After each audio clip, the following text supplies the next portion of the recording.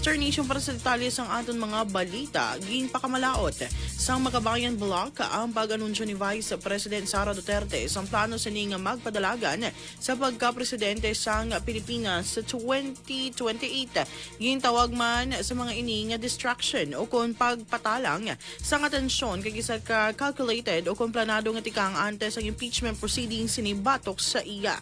Dugang pa sang grupo nga imbes nga mag-anunsyo ini nga magpadalagan ini bilang presidente sa 2028, dapat aning sabton sang Vice Presidente ang mga kwestiyon kaangot sa issue sa confidential funds nga ginhaboy batok sa iya.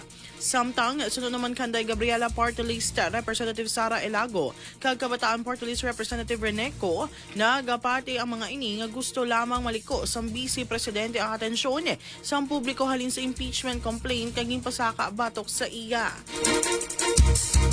Suno pa kay Elago, makatingala nga nagatarget si Duterte sa pinakamataas na posisyon sa pungsod, samantala nagalala naman ang mga issue sa korupsyon. Batok sa iya sang inipa ang sa Office of the President, Department of Education.